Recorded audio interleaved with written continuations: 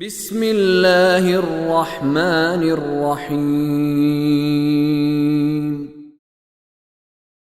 يهدي به الله من اتبع رضوانه سبل السلام ويخرجهم من الظلمات إلى النور بإذنه ويهديهم إلى صراط مستقيم۔ یہ میں نہیں کہہ رہا مجھ پہ طوفان کھڑا کر دے۔ تفسیر میزان علامہ محمد حسین طباطبائی فرما رہے ہیں کہ ان کا اینڈ یہ نکلا کہ ان کے ہاتھ سے قرآن بھی گیا اور ان کے ہاتھ سے اہل بیت بھی گئے۔ جس کے پاس قرآن نہیں ہے، رابطہ نہیں ہے، سوال ہی پیدا نہیں ہوتا اس کے پاس اس کا اہل بیت سے کوئی تعلق ہو، اہل بیت کے نام پہ کوئی اور فراڈ اس سے کیا جائے گا، اس لیے کہ ان کی جدائی ممنوع ہے۔ یہ اکٹھے جنہوں نے الگ الگ کیا ان کا بیڑا غرق ہونا ہے، چاہے کوئی قرآن کا شور مچائے الگ کر کے، چاہے کوئی اہل بیت کا شور مچائے الگ کر کے۔ توجہ فرما رہے ہیں، علامہ فرما رہے ہیں کہ اینڈ یہ نکلا امت اسلام کا کہ ایک نے کہا قرآن اہل بیت کو چھوڑا، ایک نے کہا اہل بیت قرآن کو چھوڑا۔ اینڈ یہ نکلا کہ نہ ان کے پاس قرآن رہا، نہ ان کے پاس اہل بیت رہے، اور رزلٹ دیکھنا ہو تو آج امت کی رسوائی دیکھ لیں۔ میں نے عرض کیا کہ کہاں جہاں مسلمان ہیں وہاں ظلم ہو رہے ہیں، اور دوسرے جو ہیں وہ ہیں سارے اپنی دارست میں جنتی، ہر مسلک جنتی ہے اور باقی سارے مسلک اس کے نزدیک دوزخی بھی ہیں، حالانکہ خود دیکھے تو صحیح کہ اللہ نے تو تیری دنیا بھی دوزخ بنا دی ہے، اللہ نے تو تجھے دنیا میں بھی رسوا کر دی ہے، تجھے احساس نہیں ہو رہا، تو سمجھ رہا تیری آخرت میں بڑے وہاں پہ کیک اور پیسٹریاں اللہ نے تیار کر کے رکھی ہوئی ہیں کھلانے کے لیے۔ توجہ فرمائے اس بات پر۔ ایک سلوات پڑھیے محمد وآل محمد۔ پس علامہ فرما رہے پس یہ کہا جا سکتا ہے کہ امت اسلام نے رسول اللہ کے صریح حکم کے خلاف کہ اللہ کے نبی نے فرمایا تھا انی تارک فیکم الثقلین، کہ میں تمہارے درمیان دو قیمتی بھاری چیزیں چھوڑ کے جا رہا ہوں، ثقلین چھوڑ کے جا رہا ہوں۔ اس صریح حکم کے خلاف امت اسلام نے قرآن سے بھی ہاتھ دھو بیٹھے، اور اطرت سے بھی ہاتھ دھو بیٹھے، کتاب سے بھی ہاتھ دھو بیٹھے، اور جس کا نام سنت رسول ہے اس سے بھی ہاتھ دھو بیٹھے۔ ورنہ اگر اسلام جس کو ہم اسلام کہتے ہیں وہ دنیا میں بھی عزت کا ضامن ہے، آخرت میں بھی عزت کا ضامن ہے، وہ اسلام نہیں ہے جو دنیا میں ذلیل اور رسوا کرائے اور آخرت میں وعدہ دے تمہیں آخرت میں عزت ملے گی۔ قرآن نے کہا ہوا ہے کہ وَلَا تَهِنُوا وَلَا تَحْزَنُوا وَأَنْتُمُ الْأَعْلَوْنَ إِن كُنتُم مُؤْمِنِينَ۔ میدان احد میں کے بعد یہ آیت اتری تھی کہ نہ غم کرو، نہ نرم پڑو، ڈھیلے پڑو، تم ہی سب سے اعلیٰ رہو گے اگر تم مومن ہو، اگر نہیں رہتے ہو تم مومن نہیں ہو۔ وَلَن يَجْعَلَ اللَّهُ لِلْكَافِرِينَ عَلَى الْمُؤْمِنِينَ سَبِيلًا، ہرگز کبھی بھی اللہ کافروں کو مومنوں پر راہ نہیں دے گا، سبیل نہیں دے گا۔ اگر آج ان کو ملی ہوئی ہے اس کا مطلب ہے یہ دو نمبر ہے، یہ مومنین جو اپنے آپ کو کہہ رہے ہیں، انہوں نے ترک کر دیا حقیقی دین کو، اور دین کے نام پر کوئی اور چیز لالی پاپ بنا کے کھا رہے ہیں، میٹھی لگ رہی ہے ان کو۔ توجہ فرما رہے ہیں، یہ باتیں تلخ ہیں لیکن دوائیاں تلخ ہی ہوتی ہیں۔ توجہ فرما رہے ہیں نا۔ اور عقل مند جو ہوتا ہے وہ ٹیسٹ نہیں دیکھتا، وہ دیکھتا ہے حقیقت ہے یا نہیں۔ آپ کے سامنے قرآن کھولے ہوئے ہیں، آپ دیکھ لیں کہ اللہ تبارک و تعالیٰ یہ عہد توڑ دینا، نماز تم نے قائم کرنی ہے، یہودیوں سے کہا تھا، اس کا مطلب ہم سے بھی کہا کہ قائم کرنی ہے، کدھر ہے قائم نماز؟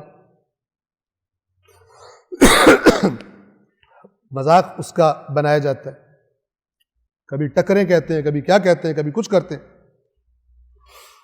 قرآن کو بھی چھوڑ بیٹھے اور سنت کو بھی اور اطرت کو بھی چھوڑ بیٹھے۔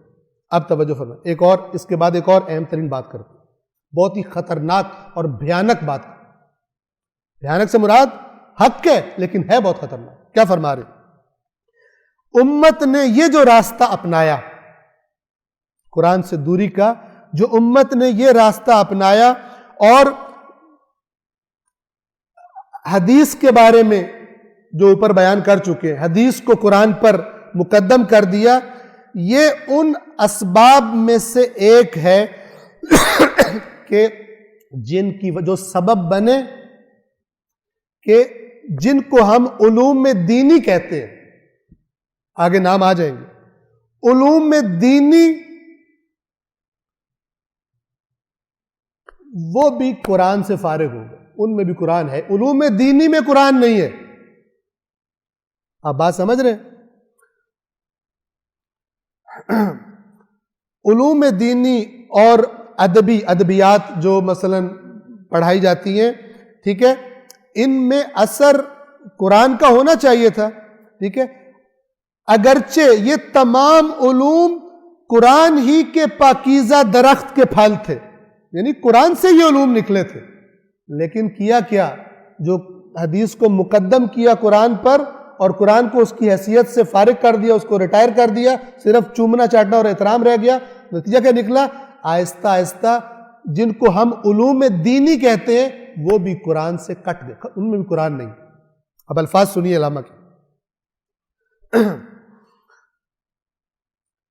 کیونکہ اگر تو ان علوم کو دقت کے ساتھ دیکھے، دقت یعنی باریک بینی سے ان علوم پہ غور کر، یعنی علامہ کہہ رہے ہیں میں نے کیا اس لیے کہہ رہا ہوں تجھے، اگر تو ان علوم کو کہ جو اب رائج ہیں، دینی علوم کہاں رائج ہوتے ہیں؟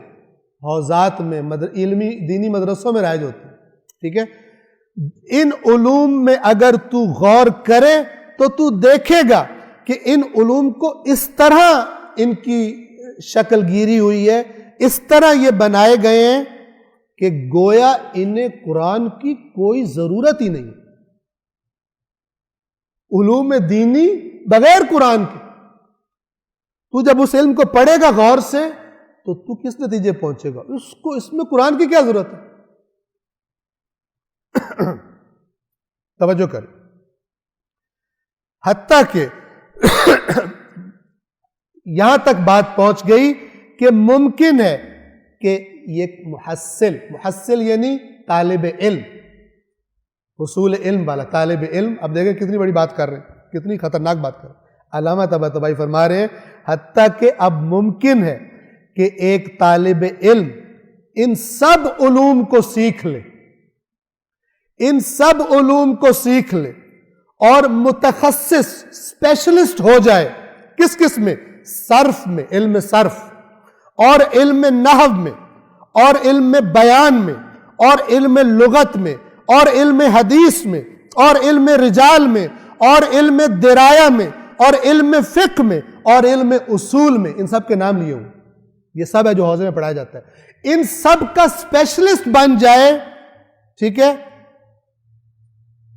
ان سب کا اسپیشلسٹ بن جائے، ان سب درسوں کو آخر تک پڑھ لے اور ان کا قہرمان، فارسی میں کہتے ہیں چیمپئن کو، پہلوان کو، ان علوم میں پہلوان بن جائے، چیمپئن بن جائے، اور حتیٰ بے پھائے یہ اجتہاد نیز بے رسد، یہاں تک کہ اجتہاد کے مقام پر پہنچ جائے، یہاں تک کہ مجتہد بن جائے،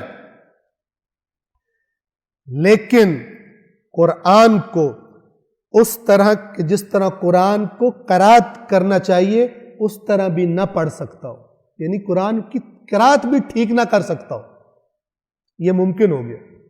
علامہ طباطبائی کہہ رہے ہیں مجتہد بنا بیٹھا ہو، لیکن جب قرآن کی 4 آیتیں پڑھے تو پتہ لگ جائے کہ یہ تو فارغ ہے، اگرچہ لوگ احترام میں بولیں کچھ نہیں، وجہ فرما رہے ہیں، لیکن تو اس پول میں تو اترا ہی نہیں ہے، یہ اس میں تو تیرنا تو دور کی بات، تو ہوتے آتے ہیں گھستے ساتھ اس کو۔